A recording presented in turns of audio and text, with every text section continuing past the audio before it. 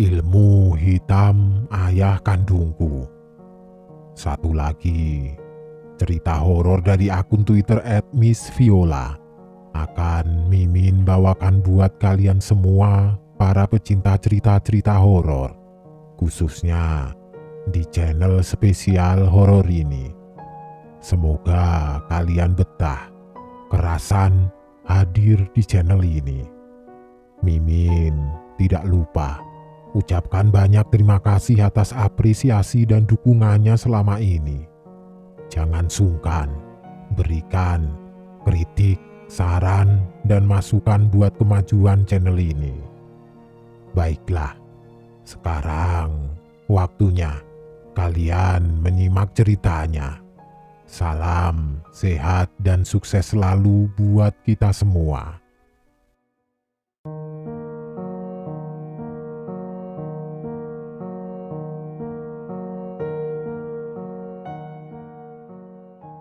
Sebelumnya, aku sudah pernah bercerita kalau aku dijual orang tua kandungku.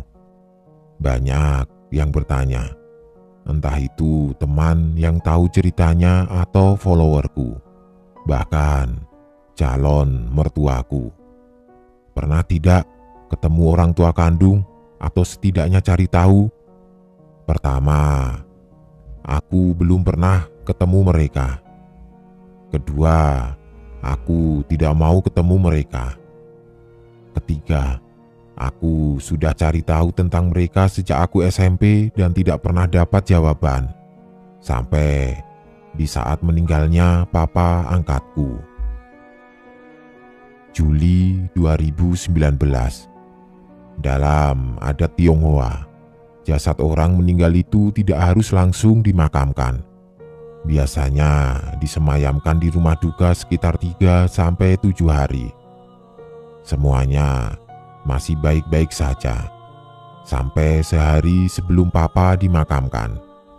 Malamnya, keluarga papaku berseteru dengan keluarga mamaku. Perseteruannya, kupikir tidak usah aku ceritakan. Masalah pribadi dalam keluarga. Akhirnya, itulah kali terakhir kami ketemu papa. Karena keluarga kami tidak diizinkan lagi untuk datang atau bahkan ikut proses kremasi dan larung abu. Beberapa barang peninggalan papa yang berharga memang dibawa mama. Dan itu jadi masalah baru. Karena keluarga mereka menuntut barang itu dikembalikan, sedangkan kami juga menuntut hak kami sebagai istri dan anak.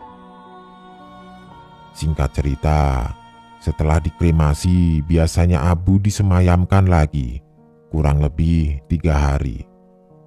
Sehari sebelum proses larung abu membuang abu ke laut, aku merasa tidak tenang di rumah. Rasanya takut sekali. Bukan karena rumah terasa sepi atau kosong karena banyak sepupu dan tante yang menemaniku dan mama. Aku gambarkan denah rumahku, biar kalian tidak bingung. Jadi, waktu itu aku sudah tidur di kamarku. Karena kalau aku tidur itu tidak gampang kebangun, aku santai saja tidurnya. Sampai tiba-tiba kakak sepupuku, Cik Ana, menindihi badanku biar bangun. Bangun, bangun, itu loh, suara apaan itu? Kata Cik Ana. Apa sih, suara apa? Tidak ada apa-apaan, kataku. Apaan itu? Makanya kalau dikasih tahu itu percaya. Ada suara kan? Aku tadi lagi nonton TV, terus dari atas ada bunyi ngik-ngik, seperti suara ayunan kalau digoyangin itu loh. Mana ada ayunan di atas? Memang mama beli ayunan? Kan aku bilang seperti. Kupikir beneran punya ayunan. Ke atas Gih, cek, aku bawain senter nih. Aku sendiri. Yang bener, Ci, gak mau ah, kamu aja sana." Tiba-tiba terdengar suara itu lagi. "Mama," kataku berteriak memanggil mama. Jangan ninggalin aku," teriak Ci Ana. Dari kamar, aku langsung lari turun ke bawah sekencang-kencangnya karena kaget.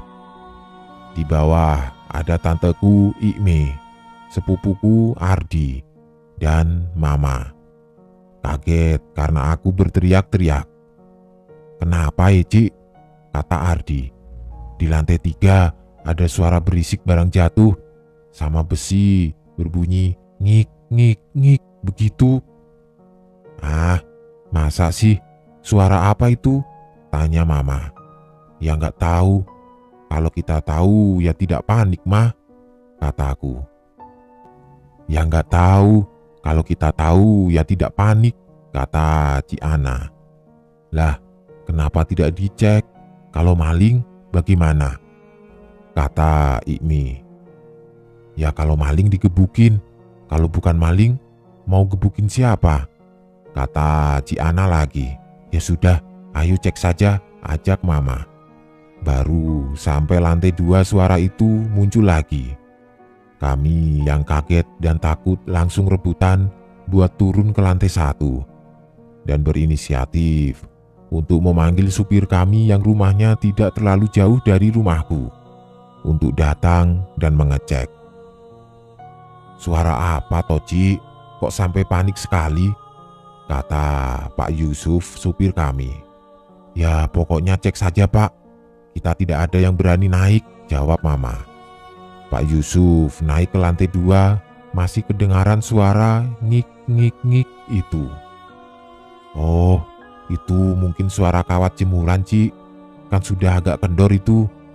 Waktu mau membuka pintu yang menuju tangga ke lantai 3.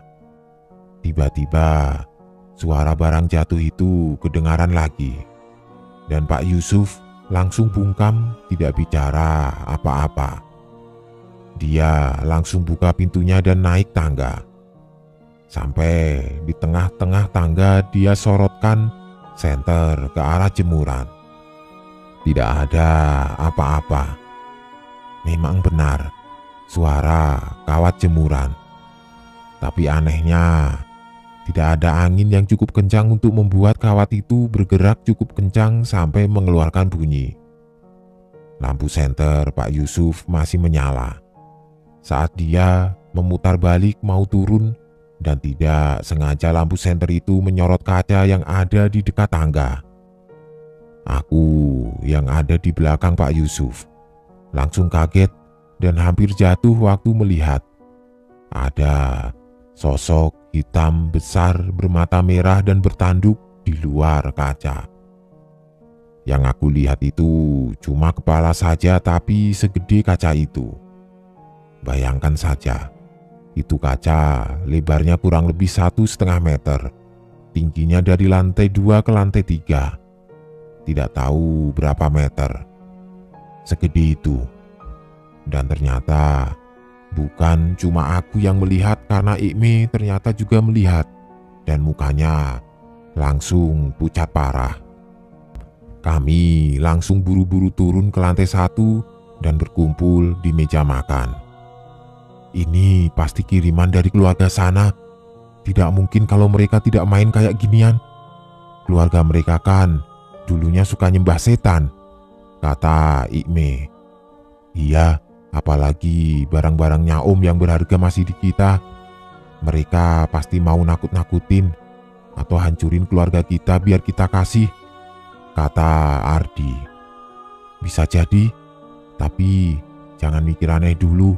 Soalnya ntar takutnya tidak seperti yang kita pikirkan, jatuhnya malah fitnah," jelas mama.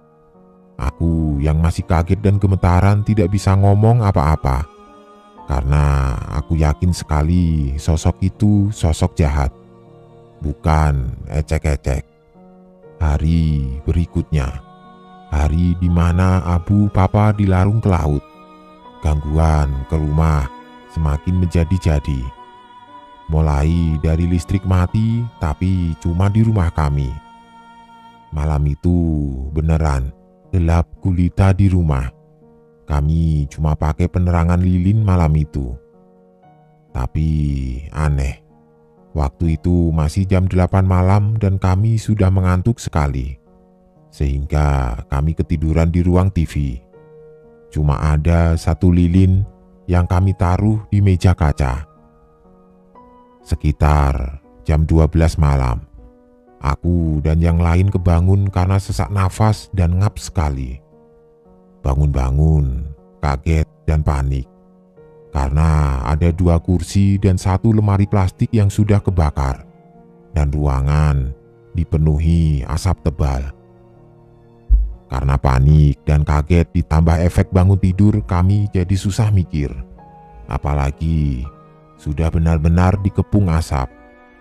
Cuma Ardi yang waktu itu dia ingat ada pintu keluar di lantai 2 untuk menuju ke teras. Dia buka pintu itu dan asap langsung bisa keluar. Aku, Ardi, dan Ciana langsung ke kamar mandi ambil air untuk menyiram semua barang yang kebakar. Ikmi dan Mama di teras berteriak-teriak minta tolong. Beruntung, api bisa dipadamkan. Tetangga-tetangga mulai berdatangan dan berkumpul waktu kami sudah bisa turun ke bawah untuk mencari udara segar. Semua tetangga berusaha menenangkan kami, memberi kami minum, memberi handuk basah, dan ada beberapa bapak-bapak yang masuk ke dalam rumah untuk memastikan semua aman. Aku bersama Ardi yang waktu itu masih bisa cooling down. Tiba-tiba mendengar suara ketawa yang gede sekali dan rasanya menggema di telinga. Kami mencoba mencari sumber suara dan ternyata dari lantai 3 ada sosok itu yang mengintip ke arah kami. Kita ngungsi ke tempat Kok Freddy saja ya. Aku sudah telepon. Ini kita mau dijemput, kata Ciana. Oke, segera suruh jemput. Cepet, kataku. Sesampainya di rumah Ko Freddy, kami pun menceritakan kronologi lengkap kejadian kebakaran itu. Ini sudah kelewatan, tidak mungkin ini tidak sengaja. Lilin tuh di atas meja kaca dan ditatakin pakai piring beling. Ini pasti ulah keluarga mereka, kata Ikme. Sudah, gini saja. Kita panggil orang gereja untuk persekutuan di rumah, rutin seminggu sekali, biar dijauhkan dari yang jahat, usul Ko Freddy. Besoknya, Mama mengundang pendeta dari gereja kami dan kelompok persekutuan Mama untuk mengadakan persekutuan rutin mingguan di rumah. Setelah sebulan mengadakan persekutuan, kondisi rumah mulai kondusif. Gangguan mulai berkurang, tapi kami tetap tidak berani tidur sendiri-sendiri. Setiap tidur selalu berkumpul di kamar Mama atau menggelar kasur besar dan tidur rame-rame di ruang TV. Bahkan setiap mudik pun, aku yang kalau di Jogja selalu berani tidur sendiri. Setiap pulang, tidak berani tidur di kamar sendiri karena takut. 14 September 2019. Sudah 2 bulan sejak kepergian Papa. Hari itu aku lagi capek sekali karena kerjaan lagi gila banyak sekali. Kalau bisa tidak dikerjakan, pasti aku tidak akan mengerjakan. Pulang kantor sekitar jam 9 malam. Aku sudah lemas sekali. Pengennya langsung mandi terus tidur. Tapi di perjalanan dari kantor ke kos, aku merasa seperti ada yang mengikuti. Lebih tepatnya, seperti ada yang mengintai. Dan itu terjadi selama seminggu penuh. Sampai aku ketemu satu temanku, Inggi, yang lagi ada dinas ke Jogja. Kamu tidak kenapa-kenapa kan, Vi? Tanya Inggi. Tidak kenapa-kenapa. Memangnya bagaimana? Tanyaku. Ya maksudku kamu oke kan? Iya, aku sih Yes, aku sudah lemas selemas-lemasnya. Entah kenapa jadi mager bicara banyak. Aku benar-benar seperti kehabisan tenaga padahal sudah tidak terlalu banyak pekerjaan 3 hari itu. Dan aku setiap ngaca selalu merasa aku kelihatan seperti orang lain. Akhirnya Nino pun datang dan langsung berkata, "Ya Tuhan, Mbak Vi, kenapa? Mbak, kamu tidak merasa kamu diikutin? Aku cuma seminggu ini kerasa seperti ada yang memperhatikan terus sih. Memang ada yang ngikutin?" tanyaku. "Mbak, ini tidak beres deh Mbak kayaknya. Dia sepertinya punya niat jahat sama Mbak." "Mbak, kamu beneran tidak lihat apa-apa?" tanya Nino lagi. "Sumpah tidak." Aku mengambil cermin dari tasku dan ngaca. Sialan, apalagi nih? Tak pikir tuh ada yang memperhatikan aku. Jatuh cinta terpesona sama aku apa gimana? Lah kok setan lagi, setan lagi. Hah, setan? Kok kamu tidak lihat sih Mbak? Tidak kerasa apa? Ini sudah nempel setengah ke kamu loh. Sudah masuk setengah. Jahat ini pasti Mbak, kata Nino. Yang aku dan Nino lihat itu perempuan mukanya rusak pakai kebaya merah, jarik merah, selendang merah, disanggul rambutnya. Aku benar-benar speechless dan tidak tahu ini makhluk dari mana. Niatnya apa kok bisa-bisanya aku sampai tidak sadar dia sudah masuk setengah ke badanku. Jadi yang selama ini aku lihat setiap ngaca itu dia, bukan aku. Tapi kok aku tidak sadar? Karena sudah mulai terganggu 4 hari setelah ketemu Inggi dan Nino itu, aku pulang ke rumah, ambil cuti 5 hari dari kantor. Niatku adalah untuk ketemu guruku, untuk bertanya ini kenapa dan bagaimana. Waktu itu pikiranku arahnya ke keluarga papaku. Mungkin mereka masih mencari cara untuk menghancurkan kami, dan kali ini melalui aku. Waktu ketemu guruku itu, aku cuma disuruh untuk mencari tahu silsilah keluarga kandungku. Dan setelah itu, kembali ke guruku lagi. Aku tidak mengerti tujuannya buat apa. Tapi akhirnya aku iyakan saja. Aku mulai bertanya ke mamaku. Mamaku cukup kaget tapi mama tetap memberitahu. Kalau kamu memang mau tahu, coba tanya Mak Yang. Mak Yang yang tahu, karena dulu yang nawarin kamu ke mama tuh Mak Yang. Mak Yang itu sepupunya nenekku. Sekarang usianya sudah hampir 92 tahun, tapi masih sehat sekali.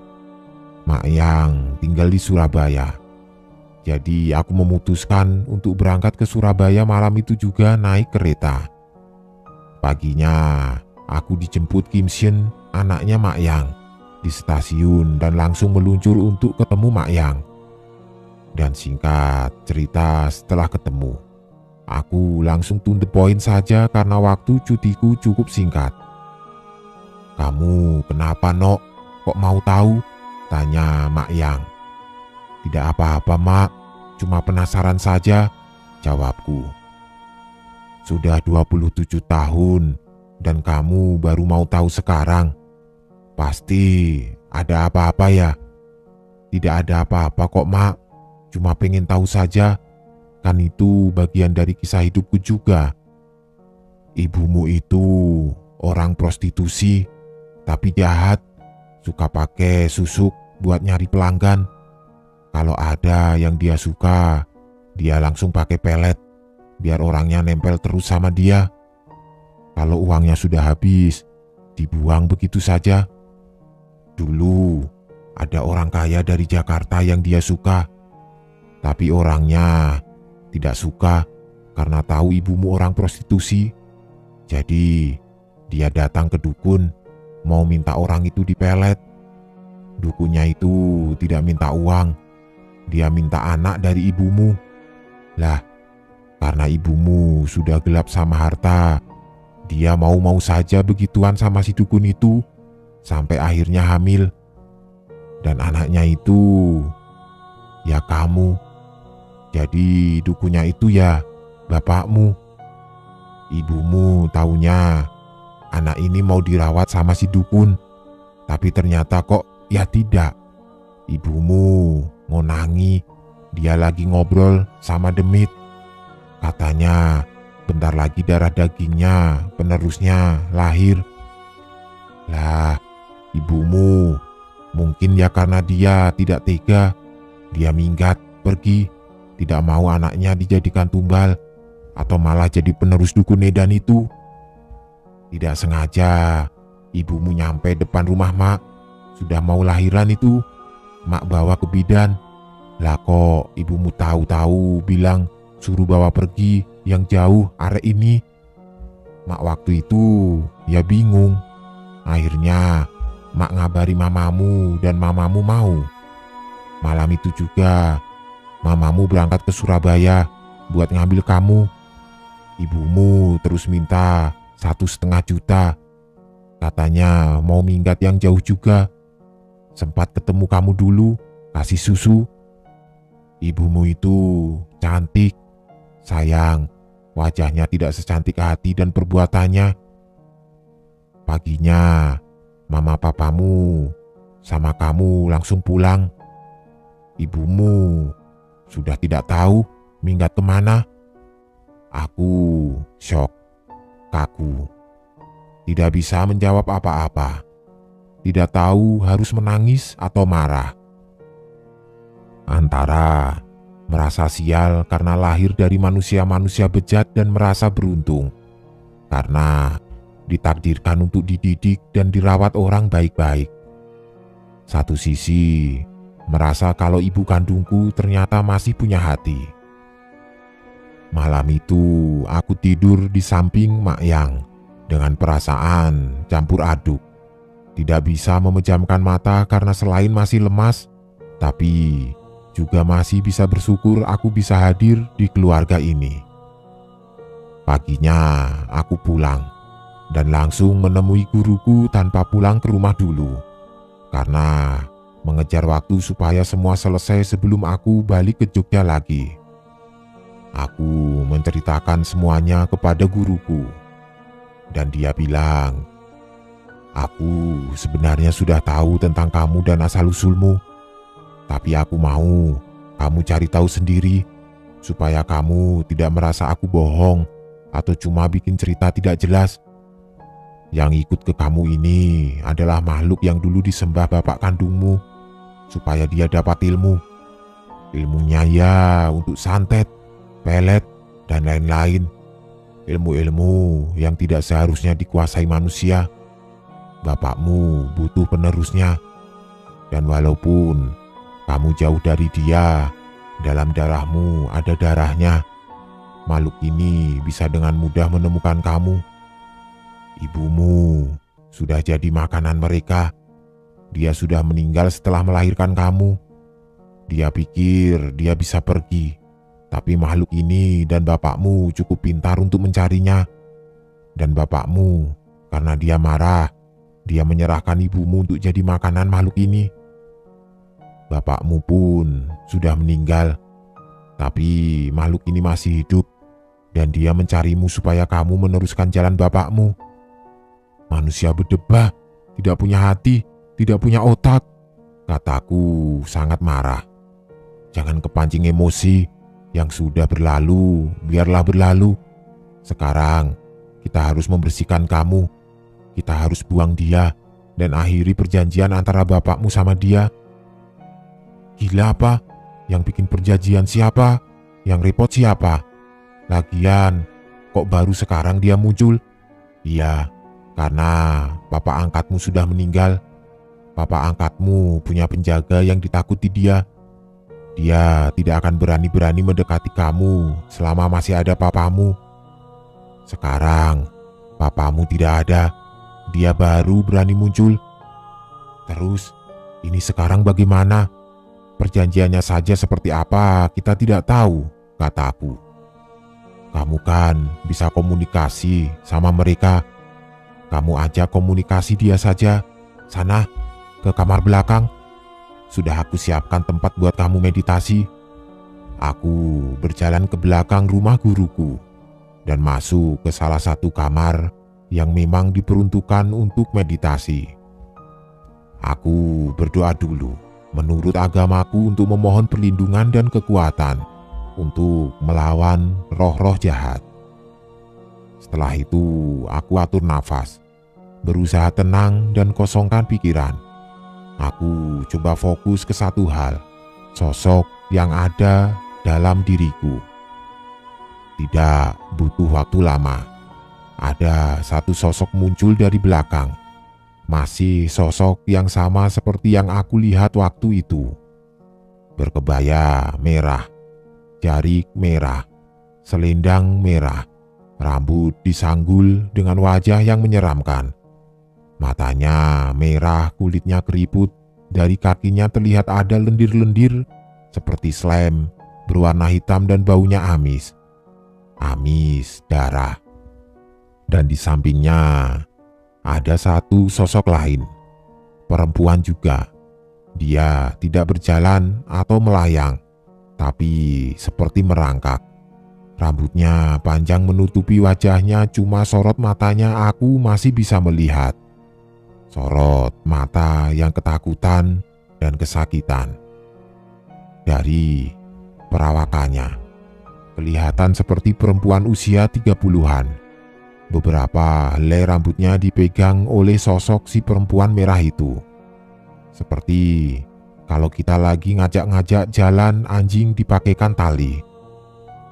Entah kenapa, tiba-tiba aku refleks berucap, "Ibu?" Perempuan merah itu berkata, "Ternyata darah daging tidak bisa dipisahkan." "Maksudmu?" "Iya, ini ibumu, Nak. Peliharaanku. Entah karena kasihan atau apa aku menangis melihat dia dibegitukan." "Maumu apa?"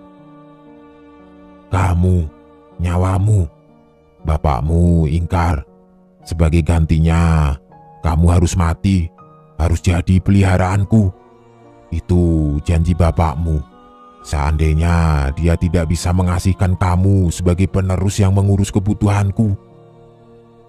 "Aku tidak ada sangkut pautnya dengan bapakku.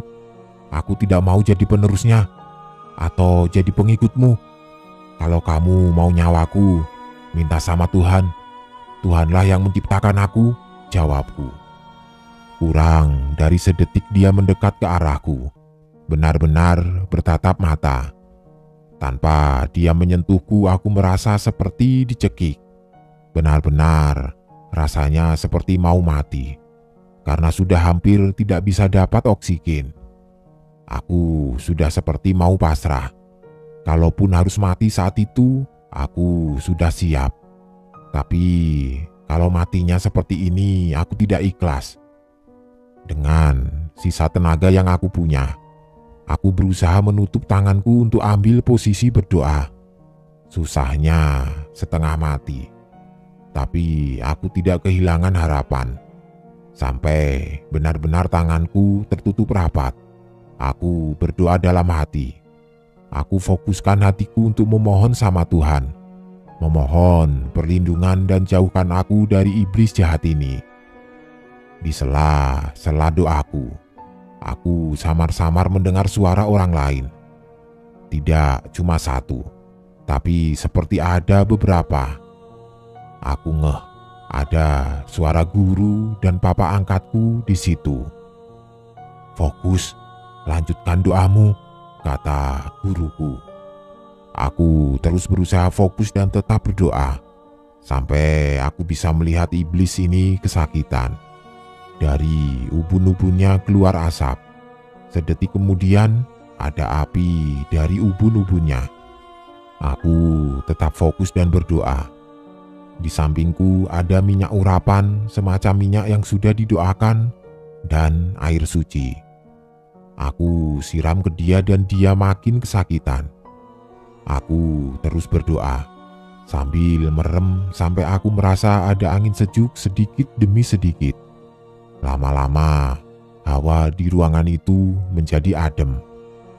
Waktu aku membuka mata, aku lihat di depanku juga ada guruku lagi berdoa juga. Sesungguhnya perjanjian antara iblis dengan manusia itu tidak bisa dipatahkan, tapi bisa dimusnahkan dengan kekuatan doa. Aku bangga sama kamu. Kamu sekarang hebat, kata guruku. Hebat bagaimana? Tidaklah, kekuatan doa dan Tuhan yang hebat. Aku cuma manusia biasa yang terlahir cantik. Guruku tidak menjawab, cuma menabokku pakai sendal. Sejak saat itu aku jadi bisa kembali ceria. Walaupun jujur, sebagai manusia biasa, aku masih menyimpan rasa sakit hati dan kecewa.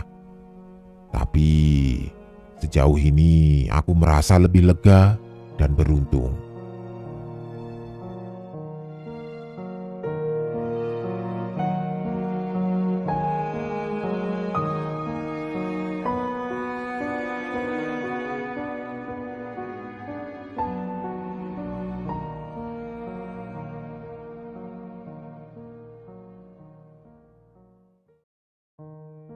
Salah satu cerita horor dari akun Twitter @penulismalam94 akan Mimin bawakan buat kalian. Kali ini berjudul asli Santet Lutung. Penasaran dengan teror seram apa yang terjadi?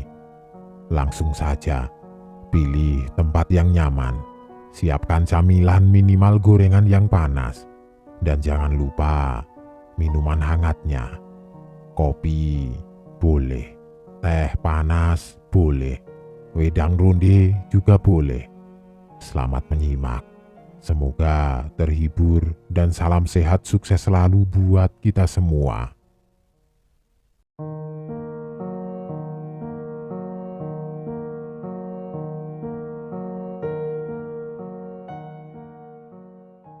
Namaku Marcel. Kali ini aku akan bercerita tentang anak buah waktu kerja di outsourcing parkir Jakarta.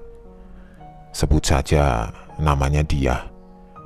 Diah ini anak baru di perusahaanku sebagai operator kasir yang kerjanya di pos membuka palang otomatis.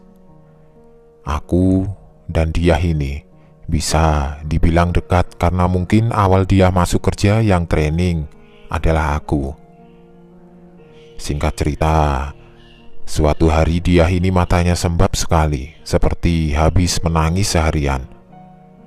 Karena si Diah ini memang anaknya juga dekat dengan teman-teman yang lain. Akhirnya Diah ini diceng-cengin oleh mereka atau dipecandain kalau dia semalam menangis karena habis diputuskan oleh pacarnya, yang memang pacar dia juga jadi OB di gedung itu. Biasanya Diah ini orangnya juga lucu, sebagaimanapun dipecandain tidak pernah baper. Cuma pas hari itu Edo, Fikri, Denny, dan Ilham yang bercandain dia malah jadi tidak enak hati sendiri karena dia cuma diam dan malah menangis lagi sesenggukan. Karena dirasa kondisinya tidak memungkinkan buat Diah ini melanjutkan kerja, aku sebagai leader mereka mengambil keputusan untuk Fikri. Oh ya, Edo, Fikri, Denny, dan Ilham ini petugas area parkir. Aku mengambil keputusan untuk Fikri menggantikan dia untuk jaga pos. Dan inilah awal cerita dari Santet Lutung saat dia tiba-tiba menceritakan apa yang sebenarnya membuat dia menangis sebegitu hebatnya. Dia hari itu hampir tidak henti-hentinya menangis pilu. Ku beri ia sebotol air mineral untuk menenangkan hatinya. Setelah beberapa saat, ia puas menumpahkan air matanya. Dengan masih tersengal-sengal isak tangis, dia membuka pembicaraan kepadaku. Pak, maafkan dia ya, malah buat keributan di tempat kerja, ucapnya lirih. Aku yang penasaran kemudian menanyakan, "Dia, maaf, apa kamu tersinggung dengan candaan teman-temanmu tadi?" Dia menggelengkan kepalanya. "Bukan kok Pak, sama sekali tidak ada hubungannya dengan mereka," jawab dia. Karena aku yang masih belum menemukan jawaban, aku kembali menanyakan mengapa dia menangis sebegitu hebatnya. Karena selama dia bekerja 3 bulan kemarin, dia ini orang yang periang, humoris, dan juga cepat akrab dengan teman-teman maupun semua atasannya, termasuk aku. Dia kemudian mulai bercerita kronologi kejadian saat ia masih di kampungnya Subang, sekitar 5 bulan yang lalu. Dia bercerita sang ibu Wartinah seringkali terlibat cekcok dengan Tuti yang bisa dibilang adalah tetangganya. Awalnya dia berpikir jika ibunya dan Tuti hanya tersulut emosi. Ada rasa saling iri satu sama lain. Kian hari, pertikaian mulut mereka semakin sering terdengar oleh tetangga yang lain. Karena merasa terganggu, akhirnya Pak RT sampai menengahi permasalahan mereka. Saat dalam mediasi kekeluargaan itulah dia baru mengetahui jika sebenarnya antara Ibu Warti dan Tuti seperti kucing dan anjing sedari dulu.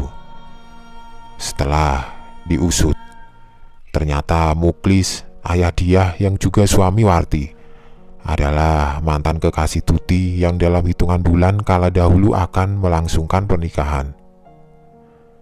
Muklis saat dalam persiapan pernikahan itu kepincut dengan kecantikan Warti yang baru pulang menjadi TKW di Arab Saudi selama bertahun-tahun. Akhirnya Muklis secara sepihak membatalkan pernikahan antara dirinya dan Tuti saat hanya hitungan minggu saja. Sontak Tuti merasa amat dipermalukan oleh kelakuan Muklis. Bukan hanya Tuti, namun orang tua Tuti yang ikut terkena imbasnya, karena ada desas-desus jika Muklis lebih memilih Warti ketimbang Tuti, karena Warti ini anak baik-baik dan Tuti kebalikannya dari Warti. Ayah Tuti merasa jika warga secara tidak langsung ikut menghakimi dirinya yang tidak bisa menjaga kehormatan anak perempuan semata wayangnya menjelang pernikahannya. Karena beban pikiran itulah ayah Tuti sampai harus sakit diabetes karena gula darahnya naik. Tidak sampai di situ saja kepedihan Tuti. Tuti harus puas menyaksikan Warti dan Muklis menggelar hajat pernikahan karena jarak rumah mereka yang hanya terhalang oleh satu rumah. Amarah Tuti mulai tidak terbendung lagi. Baginya terdapat 3 pukulan telak menghujam jantung hatinya. Pertama, Tuti batal nikah. Kedua, keluarga Tuti terfitnah yang menyebabkan ayah Tuti jatuh sakit. Dan yang ketiga, Tuti harus puas menyaksikan dengan terpaksa calon suaminya malah bersanding dengan wanita lain. Tuti lantas memutuskan untuk menjadi TKW ke Malaysia karena menghindari rasa sakit dan juga traumanya di kampung. Selain itu, Tuti masih mempunyai niat yang mulia, yaitu ingin mencari uang agar ayahnya bisa berobat dengan layak.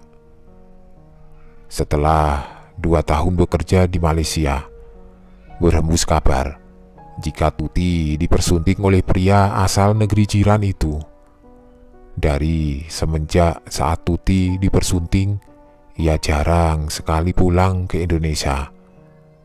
Bahkan bisa dibilang hanya 4 tahun sekali ia baru pulang. Saat ayah Tuti wafat, Tuti pun tidak terlihat batang hidungnya.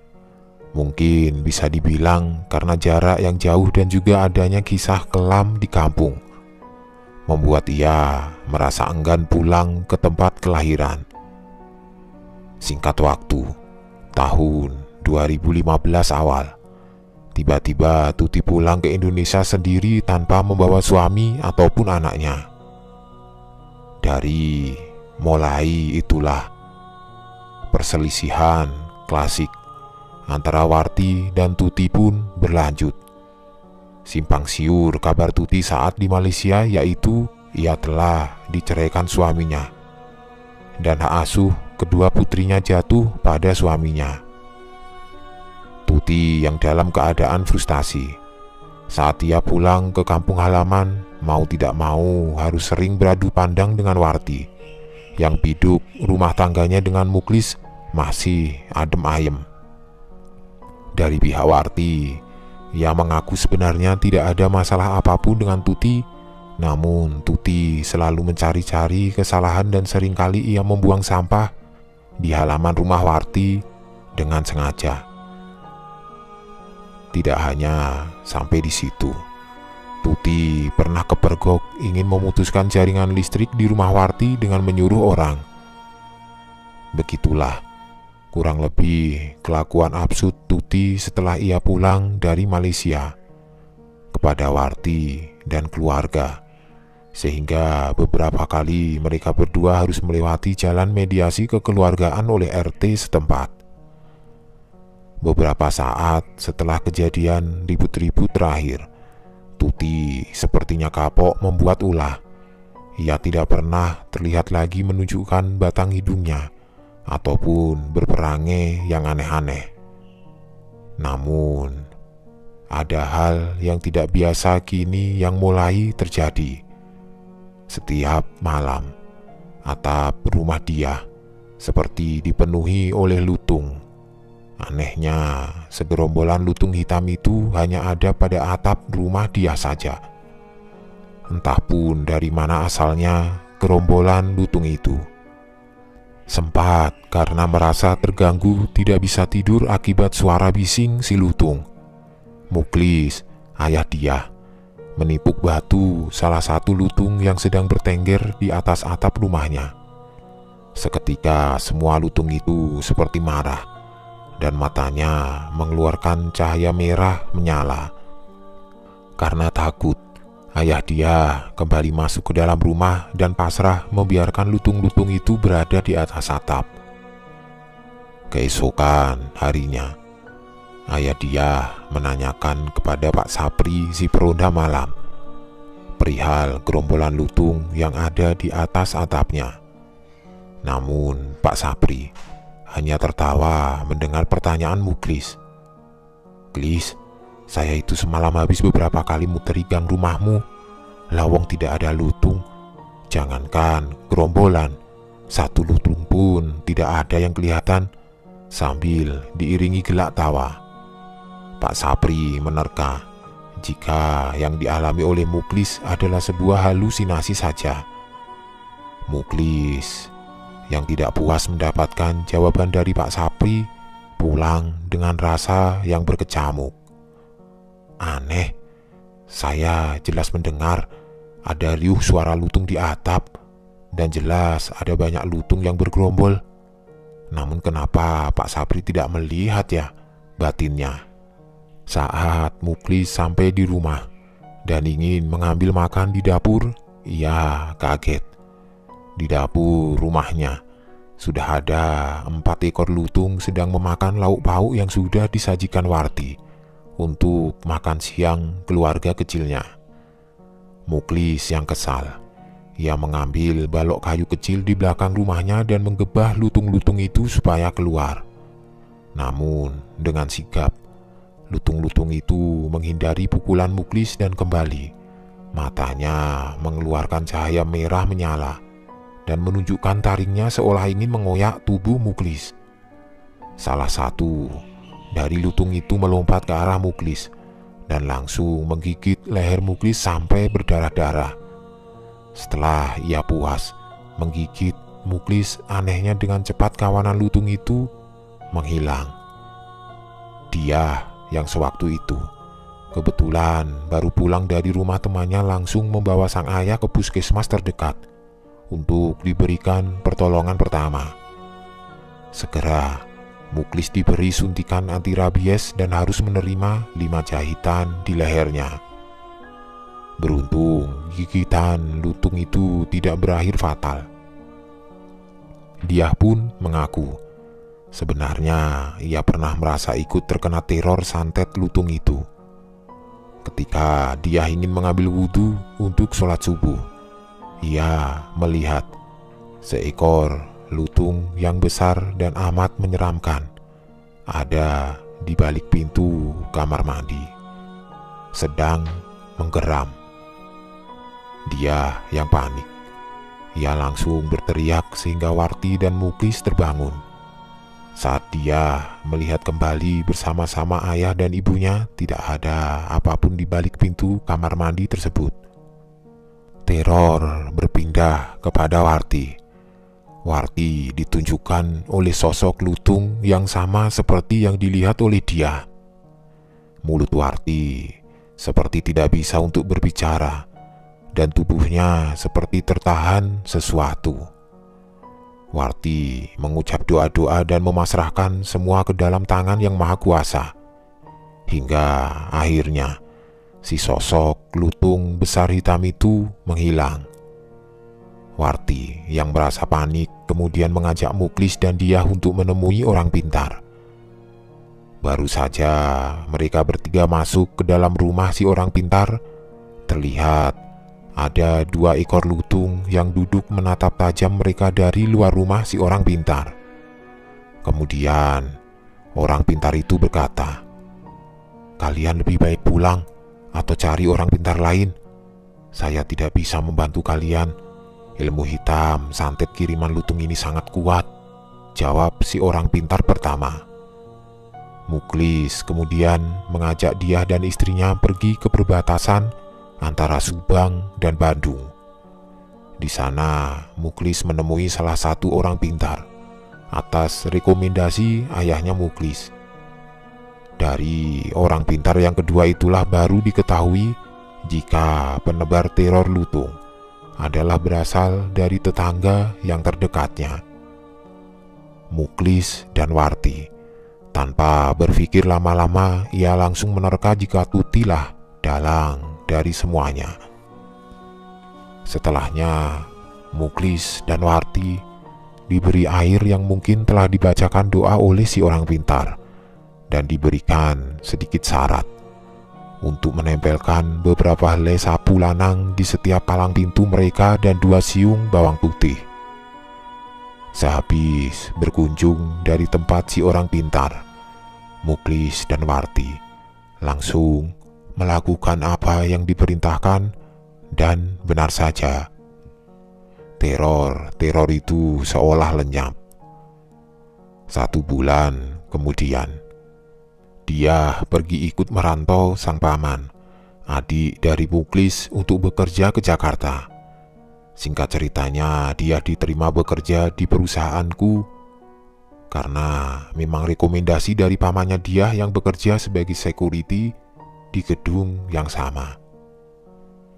Beberapa bulan berlalu, sampai pada akhirnya dia mendapatkan kabar jika ibunya Warti telah meninggal kemarin. Dia sangat terpukul sekali mendengar ibunya telah meninggal. Sebelumnya ayah dia dan pamannya masih menunggu waktu yang tepat untuk memberitahukan kepada dia jika sang ibu telah berpulang. Ayah dia dan sang paman pun tidak ingin mengganggu pekerjaan dia. Dia pun kembali bertutur. 3 hari sebelum sang ibu wafat, Ibu Warti dimimpikan 2 kali berturut-turut jika ia seperti dijemput kawanan lutung yang membawanya kepada tahta raja. Di sana yang Ibu Warti lihat adalah seseorang pria yang tampan memakai mahkota dan berkata, "Selamat datang istriku, ini adalah kerajaanku." Mendengar ucapan lelaki itu, Warti kemudian ingat akan sesosok lutung besar yang pernah ia temui.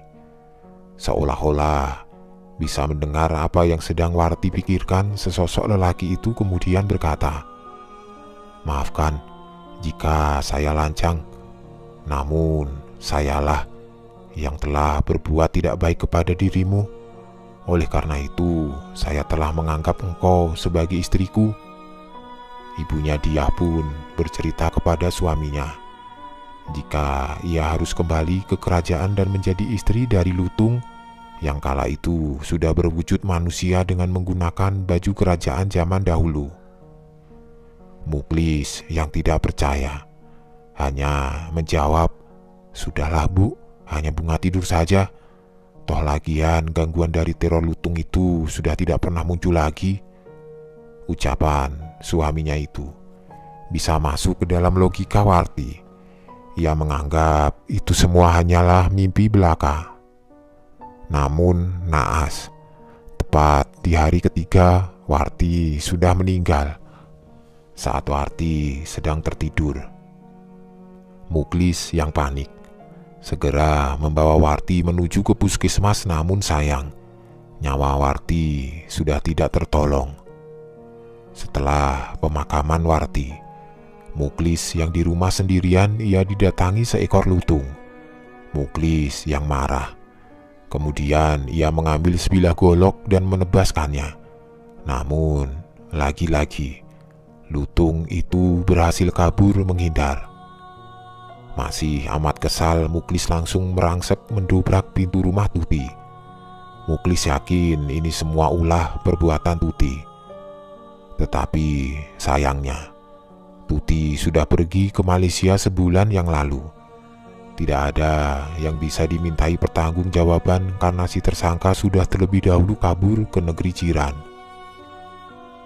Malam harinya, saat tahlil pertama di rumah Warti, banyak orang-orang yang menyaksikan ada seekor lutung yang tiba-tiba masuk ke dalam rumah dan melompat masuk ke dalam kamar Warti dan Muklis, lalu menghilang. Beberapa warga percaya itu adalah jelmaan Warti yang menjadi lutung karena meninggal di guna-guna.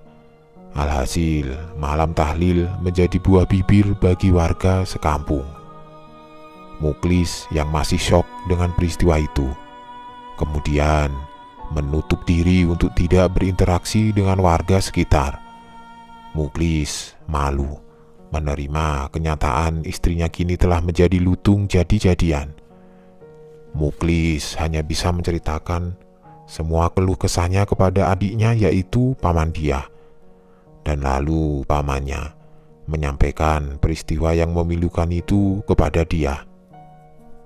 Setelah Diah menceritakan semua pengalamannya, aku langsung memanggil Pak Suhar, Paman Diah, yang kebetulan saat itu sedang berjaga di lobi tengah gedung.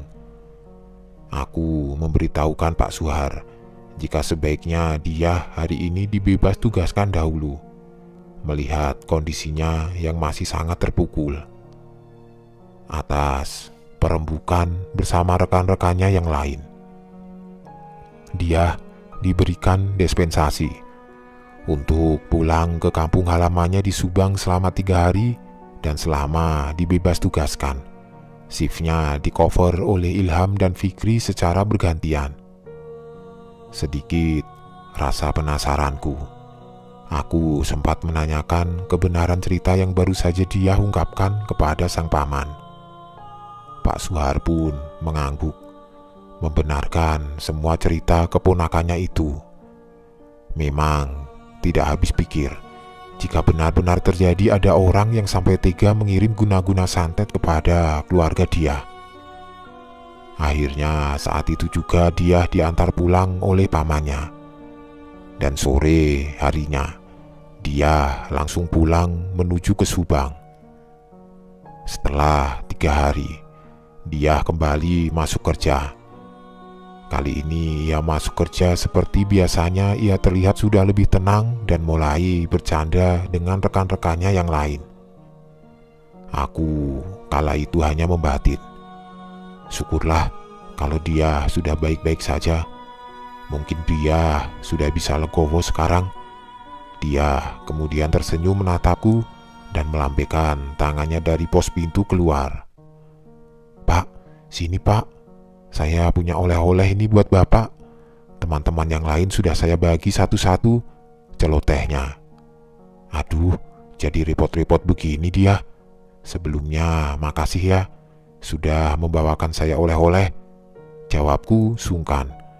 Dia kemudian bercerita, "Pak, saya yang seharusnya berterima kasih atas kebaikan Bapak mengizinkan saya pulang dan teman-teman semua.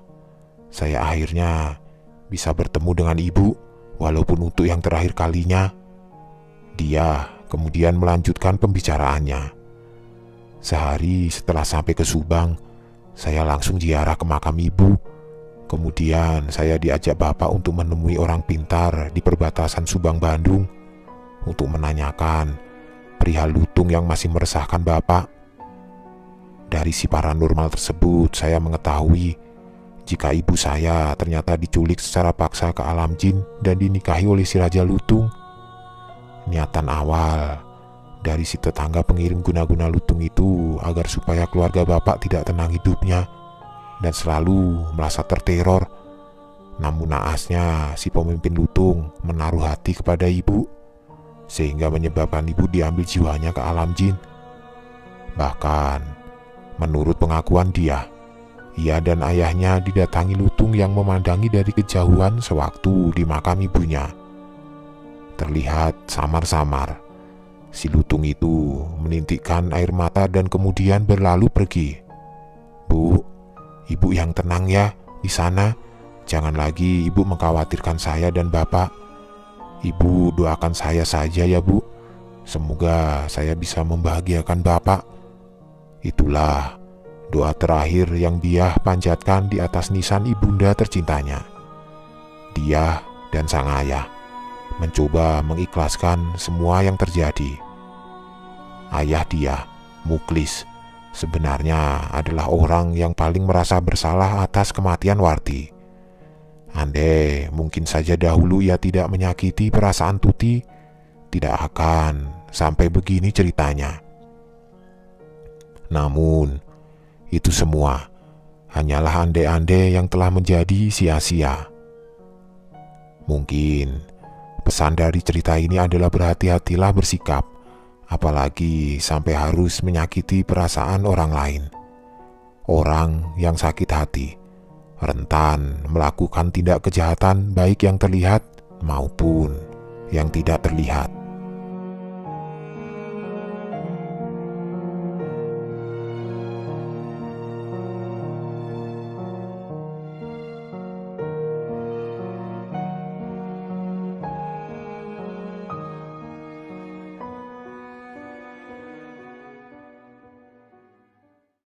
Buat kalian yang saat ini sedang bersedih, ingatlah kata-kata orang bijak. Jangan sedih, karena Tuhan mengirimkan harapan di saat-saat paling putus asa. Jangan lupa, hujan terberat keluar dari awan yang paling gelap.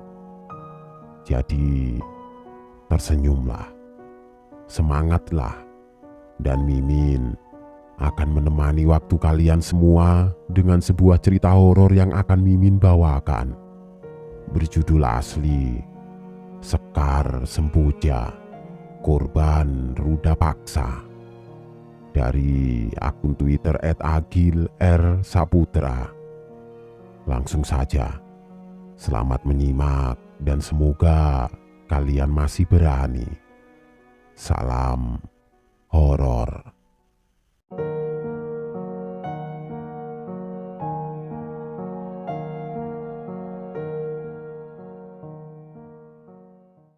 Semua nama tokoh dan tempat sengaja disamarkan untuk menjaga identitas dan privasi pihak yang terlibat di dalamnya.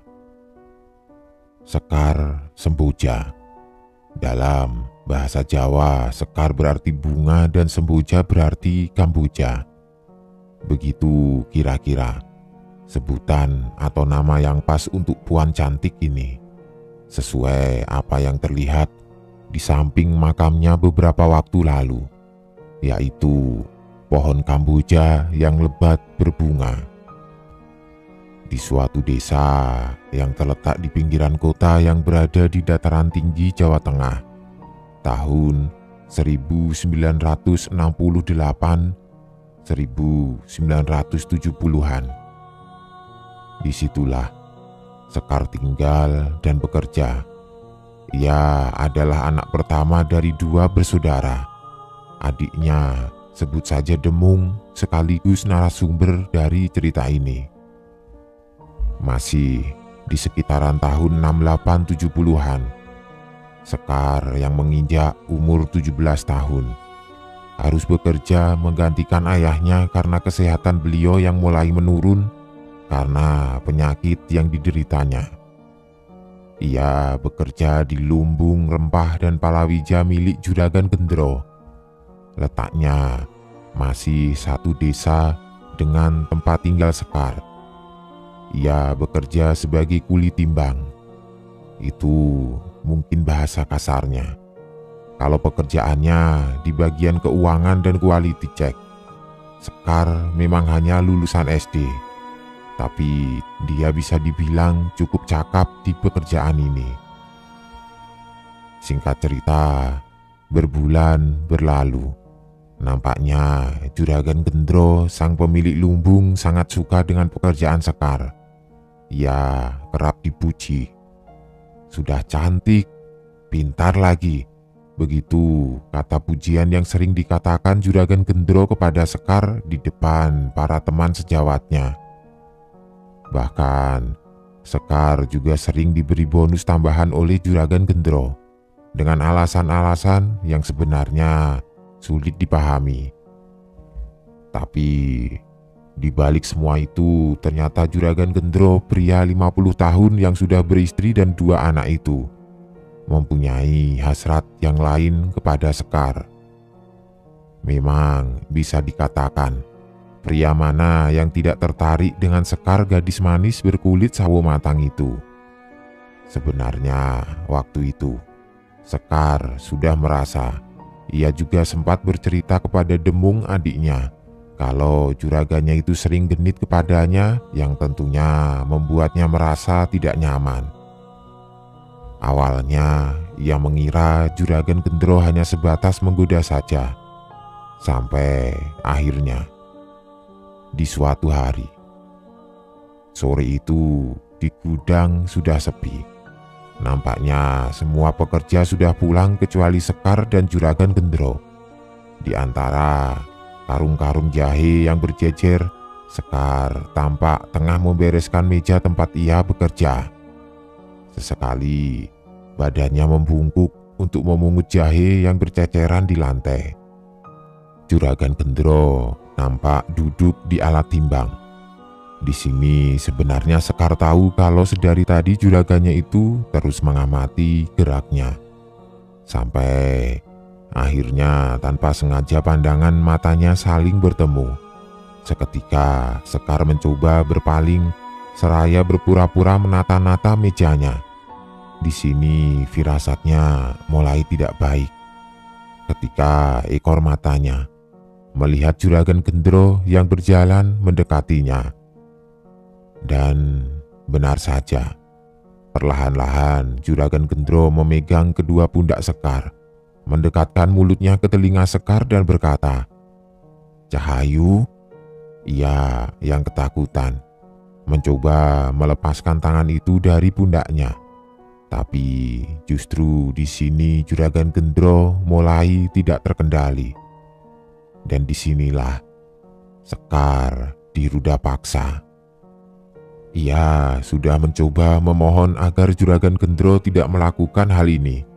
Tapi nampaknya si Juragan Gendro ini tidak mempedulikannya dan melanjutkan aksi bejatnya itu.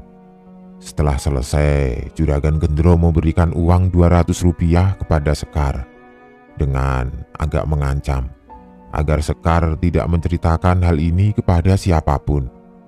"Ini jangan bilang siapa-siapa ya," begitu kata si laknat Gendro. sambil menyisipkan uang itu ke tas Sekar. Sore itu, Sekar berjalan pulang dengan agak pincang dan memegangi bagian perutnya seraya mengusap air matanya. Sesampainya di rumah, ia harus menelan kesedihannya ketika melihat ayahnya yang pucat tengah duduk di ruang tamu sembari menahan sakit. Sekar buru-buru masuk ke kamarnya. Di sini Demung, adiknya, sebenarnya sudah curiga dengan gelagat Sekar kakaknya. Tapi memang mereka tidak begitu akrab. Jadi semua ini seperti berlalu begitu saja. Yang jelas, setelah kejadian itu Sekar sempat tidak masuk kerja selama 3 hari. Singkat cerita, hari pun berlalu. Sekar mulai beraktivitas seperti biasanya. Sejak kejadian itu, ia menjadi tidak banyak bicara. Kala itu keluarga sama sekali tidak menaruh curiga. Untuk beberapa waktu, Sekar berhasil menelan kepahitan itu seorang diri.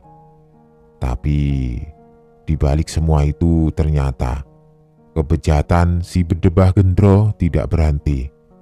Ia mengulangi perbuatan itu 2 kali lagi.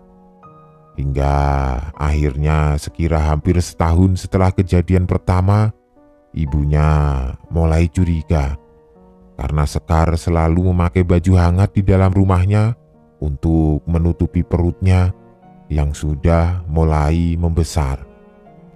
Setelah sedikit ditekan, di sini akhirnya Sekar mengaku sudah dicabuli oleh Juragan Gendro sebanyak 3 kali di kurun waktu kurang lebih hampir setahun ini. Ayahnya sangat marah tentunya. Pasalnya si Gendro ini adalah sahabatnya. Umurnya juga hampir sama dengannya. Di sini Sekar bersimpu di kaki ayah dan ibunya. Dengan pengakuannya yang sudah 3 kali itu terjadi sedikit perdebatan singkat. Sang ibu ingin si Gendro tanggung jawab atas kehamilan Sekar. Sang ayah ingin Gendro dipenjara. Demung terlihat mengasah sabit. "Gendro, aku matikan saja, Bu." Begitu kata Demung sebelum akhirnya kakaknya memeluknya, mencegahnya agar tidak gegabah. Sampai akhirnya pendapat ibu yang menang. Gendro harus bertanggung jawab. Ayahnya dengan keadaannya yang tengah sakit-sakitan tentu tidak mungkin menyambangi rumah Gendro. Akhirnya ia menyuruh Bogel, adiknya, atau Paman Sekar, untuk mengajak Juragan Gendro menyelesaikan masalah ini. Oh iya, sekedar informasi, Bogel, Paman Sekar ini adalah preman yang sangat ditakuti di desa tersebut. Mengetahui duduk permasalahan ini, tentu kepalanya seperti diinjak. Beraninya mencabuli keponakan saya, batinnya mungkin. Tapi semua sudah terlanjur, sang paman sudah terlanjur diberitahu. Ibu Sekar sempat berpesan kepada Bogel untuk tidak berbuat macam-macam. "Tidak, Mbak, manusia bejat seperti ini harus saya hajar dulu sebelum didudukkan di sini," kata Bogel kepada kakak iparnya, sembari berjalan keluar untuk menyambangi rumah Juragan Gendro. Ibu Sekar yang khawatir langsung menyuruh Demung untuk membuntuti pamannya itu. Meski ini sudah keterlaluan, tapi tidak bisa dipungkiri Gendro ini orang yang cukup berpengaruh di daerahnya. Singkat cerita, benar saja, sesampainya di rumah Juragan Gendro, sang paman langsung merangsek masuk ke dalam rumah. Demung yang menunggu di depan rumah sempat mendengar jeritan yang mungkin dari istri dan anak Juragan Gendro. Terlihat waktu itu Gendro pasrah, dipiting lehernya sembari dibawa keluar oleh sang paman. Menurut kesaksian Demung, sepanjang jalan sampai rumah Sekar tiada henti Bogel sang paman melayangkan bogemnya ke arah muka Juragan Gendro. "Jangan mentang-mentang kamu orang besar, orang kaya. Saya tidak peduli. Kalau urusan sama saya, kamu tetap saya makan. Begitu kata sang paman di sela-sela bogem mentahnya. Banyak warga yang keluar dari rumahnya mendengar keributan itu. Tapi tidak ada satupun yang berani melerai ketika mereka tahu Bogel sedang mengamuk. Singkat cerita, sampailah Gendro di rumah Sekar. Tidak ada perdebatan yang panjang, karena di sini Juragan Gendro langsung mengakui perbuatannya dan akan bertanggung jawab menikahi Sekar.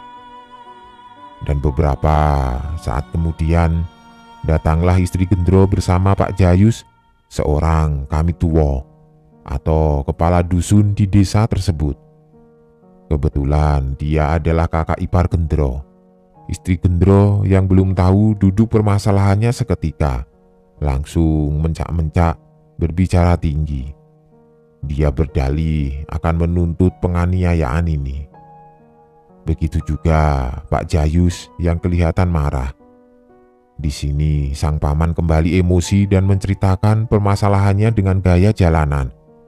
Dan ditutup dengan kata-kata, "Kalian-kalian kalau masih ngeyel, malah saya robek mulutnya," kata Paman Bogel kepada Pak Jayus dan istri Gendro. Sejenak suasana hening.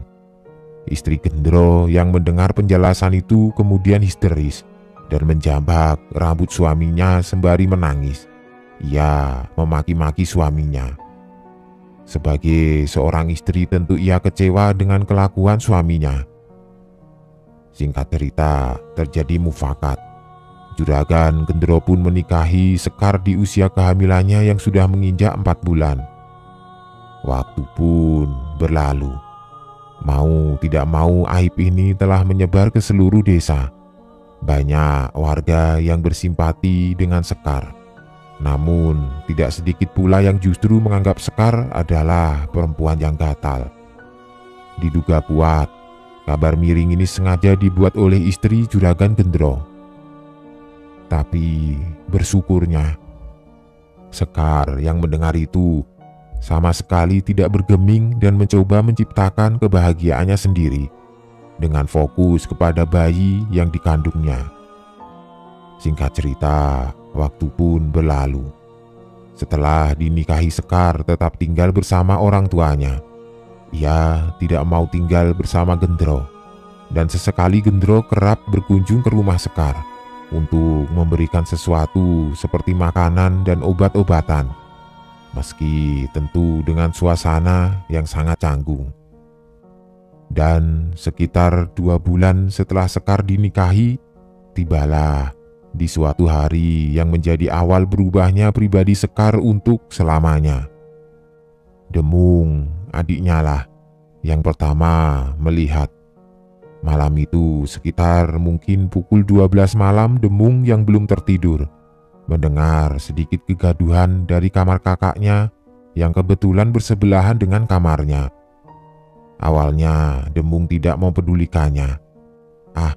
Mungkin tikus, batinnya. Tapi tidak lama kemudian muncul suara desisan. Sebenarnya suaranya tidak begitu keras. Namun karena malam itu sangat sepi, desisan itu jadi terdengar begitu jelas, memecah keheningan. Demung mulai mendekatkan telinganya untuk mencermati suara itu. Setelah ia benar-benar yakin itu dari kamar kakaknya, Demung memutuskan untuk keluar dan memeriksa. Awalnya, Demung hanya mendekatkan telinganya saja di pintu kamar kakaknya. Dan suara desisan itu masih ada, dan memang berasal dari dalam kamar. Demung sempat ragu untuk membuka pintu kamar kakaknya sampai akhirnya ia mendengar suara tertawa cekikikan dari kamar itu. Demung yang penasaran sontak membuka pintu kamar kakaknya dengan perlahan. Dan di sini Demung melihat Sekar kakaknya tengah duduk ongkang kaki di atas lemari, sembari tertawa seraya mengelus-elus perutnya. Perasaannya sulit digambarkan ketika Demung melihat itu. Antara kaget, aneh, kasihan, dan takut bercampur menjadi satu. Ia hanya bisa tertegun, bingung melihat kakaknya. Sampai akhirnya sang kakak menoleh ke arahnya. Sorot matanya tajam dan dia berteriak. Sampai sang ibu terbangun dan ikut pula menghampiri. Melihat itu, ibunya mencoba berbicara dengan lemah lembut, menyuruh Sekar untuk segera turun. Tapi Sekar tampak tidak peduli. Ia masih saja mendesis dan tertawa-tawa aneh di atas lemari. Ibunya tidak henti, menyuruhnya turun, begitu juga Demung.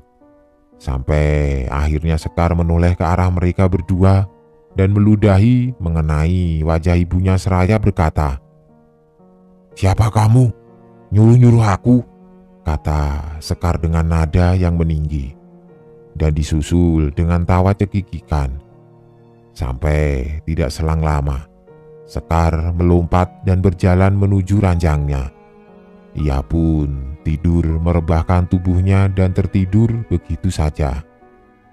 Sungguh sangat janggal. Apalagi lemari kayu jati yang tadi dinaiki Sekar ukurannya cukup tinggi, mungkin sekitar 3,5 meter. Rasanya tidak mungkin ia bisa naik ke atasnya meski dengan bantuan kursi sekalipun.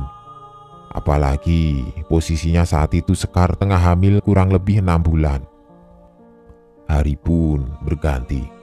Kejadian malam itu berlalu begitu saja. Namun sejak saat itu Sekar sudah berubah. Ia menjadi sering mengamuk dan tidak terkendali. Ia tidak mau makan masakan rumah. Dan anehnya, ia hanya mau makan makanan yang dibawa oleh Juragan Gendro, yang padahal hanya Gendro berikan 2-3 hari sekali, bersamaan dengan kedatangannya menjenguk istri mudanya itu. Lantas, apa yang Sekar makan bila tidak ada makanan dari Juragan Gendro? Mari kita simak. Sore hari itu, sudah 2 hari Gendro tidak menjenguk Sekar. Ibunya sudah mencoba memasak makanan kesukaannya dahulu, tapi Sekar tidak mau. Ia justru mengamuk. Akhirnya Demung pergi ke rumah Gendro untuk mengabarkan hal itu. Namun sesampainya di sana, Gendro tidak ada di rumah. Ia hanya bertemu dengan istrinya yang kala itu memberi jawaban yang ketus ketika ia mengabarkan hal ini. Sudah dari pagi Sekar ini tidak makan. Demung yang khawatir lantas berinisiatif membelikannya makanan di jalan. Di rumah, ia akan berbohong kepada kakaknya kalau makanan ini dari Juragan Gendro. Tetapi sesampainya di rumah, ketika Demung masuk ke kamar kakaknya, ia melihat pemandangan yang sangat sulit untuk digambarkan. Yang jelas, apa yang dilakukan kakaknya saat itu adalah, maaf, ia jongkok dan berak di atas ranjangnya. Dan pilunya lagi, Sekar juga tampak tengah memunguti kotorannya dan memakannya. Demung yang melihat itu seketika berlari memeluk kakaknya itu. "Kamu kenapa, Kak? Kok jadi seperti ini?" kata Demung sambil menangis di pelukan kakaknya. Tidak ada ekspresi apapun dari Sekar. Ia masih saja menatap kosong sembari terus mencoba memunguti kotorannya dan memakannya. Sembari memegangi tangan kakaknya, Demung memanggil-manggil ibunya yang sedari tadi mengurus kambing di belakang rumah. Ayah Sekar juga kebetulan sedang berobat bersama sang paman. Jadi keadaan rumah kala itu cukup lengang. Tidak selang, beberapa lama sang ibu menghampiri. Ia yang melihat keadaan itu langsung segera mengambil air untuk membersihkannya. Sementara Demung tengah memapah kakaknya menjauh dari ranjang. Dan beberapa saat kemudian Gendro datang.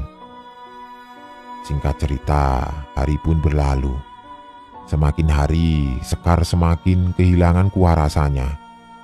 Ia sangat sulit untuk diajak komunikasi, perangainya seperti seorang lelaki. Ia akan marah ketika dipanggil Sekar. Makanya semakin banyak Gendro pun terlihat semakin sering bolak-balik menjenguknya untuk mengantarkan makanan. Karena seperti yang kita semua tahu, Sekar hanya mau makan makanan yang diberikan oleh Gendro. Ia tidak mau mandi. Duduknya seperti lelaki dengan perut besarnya yang selalu dibiarkan terbuka. Dengan keadaan sekarang, pihak keluarga mengira Sekar mengalami gangguan jiwa.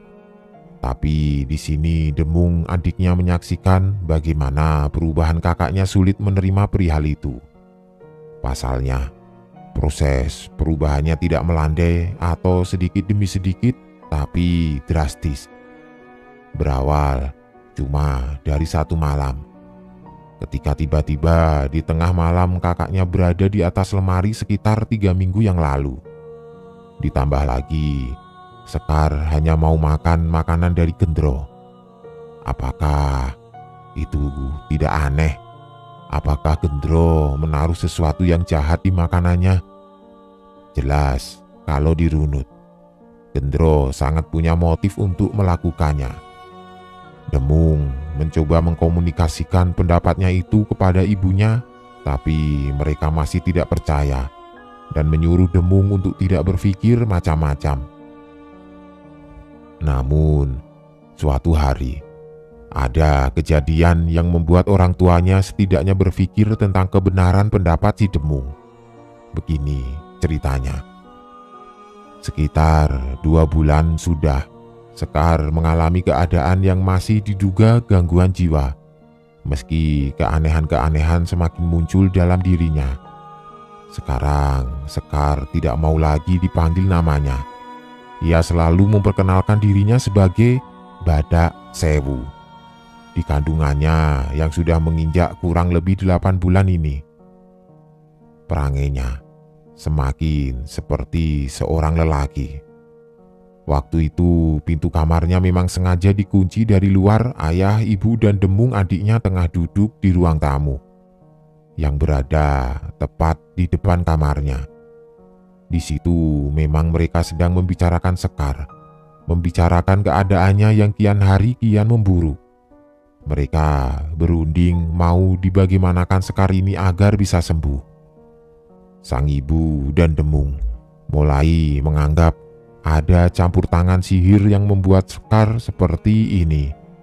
Sang ayah juga sedikitnya mempercayai hal itu, karena ia melihat sendiri perubahan dari anaknya. Namun di sini sang ayah tetap ingin akan membawanya ke jalur medis terlebih dahulu. Dan tiba-tiba di tengah obrolan mereka terdengar suara ketukan dari kamar Sekar. "Buka, buka, buka!" Suara berat seorang lelaki dari dalam kamar Sekar. Mereka semua sejenak terdiam dan tertegun dengan suara itu, karena jelas sekali itu bukan suara Sekar. "Buka, buka!" Ketukan dan suara itu terdengar lagi. Mereka semua masih terdiam di ruang tamu. "Dengar tidak kalian? Buka!" Suara dari kamar Sekar. Dengan sedikit terbata Demung menjawab pernyataan dan perkataan itu. Siapa itu?" kata Demung. Dan sosok dalam kamar itu menjawab, "Aku, Badak Sewu. Tidak usah mencari Sekar. Dia sudah akan mati." Mendengar perkataan itu, sang ayah langsung beranjak dari tempat duduknya dan membuka kunci kamar Sekar. Setelah dibuka, dalam kamarnya yang memang gelap, sang ayah melangkah masuk seraya memanggil-manggil nama Sekar anaknya, diikuti dengan Demung dan sang ibu di belakangnya. Namun baru beberapa langkah mereka memasuki kamar itu, tiba-tiba saja seperti ada angin kencang yang mendorongnya. Sang ayah sempat sedikit terpental dan jatuh mengenai Demung dan sang ibu di belakangnya. Dan di situ terlihat ada 2 mata merah menyala di dalam kamar yang gelap itu, berdiri di atas ranjang Sekar. Tubuhnya terlihat cukup jelas karena terkena cahaya dari ruang tamu. Sosok itu kini hanya diam tidak berkata. dan semakin jelas ternyata pijakan kaki dari sosok itu berdiri adalah tubuh Sekar yang terbaring. Mereka bertiga seakan tidak percaya melihat sosok itu. Sang ayah nampak ketakutan dan memundurkan langkahnya seraya memberi isyarat kepada Demung dan sang ibu untuk menjauh. Namun, tiba-tiba saja mata merah dari sosok itu mulai meredup dan menghilang. Suasana seram itu seketika teralihkan oleh sang ibu yang pingsan. Untung Demung sempat meraihnya sehingga ia tidak sempat roboh ke lantai. Sementara sang ayah berjalan mendekat ke Sekar yang sepertinya tengah tertidur. Dengan rasa takut dan ragu, sang ayah mencoba memegang tubuh anaknya itu. Demung yang sudah merebahkan ibunya di ruang tamu segera menyusul lagi ke kamar kakaknya. Namun seketika perasaannya mulai tidak enak ketika melihat sang ayah hanya terdiam di depan tubuh kakaknya. Dengan terbata sang ayah berkata pada Demung, "Sampaikan ke Paman Bugel, kakakmu sudah tiada," kata sang ayah dengan menahan tangis. Demung segera berlari ke rumah pamannya untuk mengabarkan hal ini. Di jalan ia menangis dan seperti tidak percaya dengan apa yang terjadi. Sekar Semboja meninggal dunia bersama bayi yang dikandungnya tanpa isyarat, apalagi kata perpisahan. Usianya kala itu belum ada 20 tahun. Demung, ayah dan ibunya menduga kuat apa yang terjadi pada Sekar kakaknya ini ada campur tangan kekuatan lain. Entah itu santet, tenung, ataupun teluh. Dan kalau memang dugaan ini benar, tentu Juragan Gendrolah tersangka utamanya.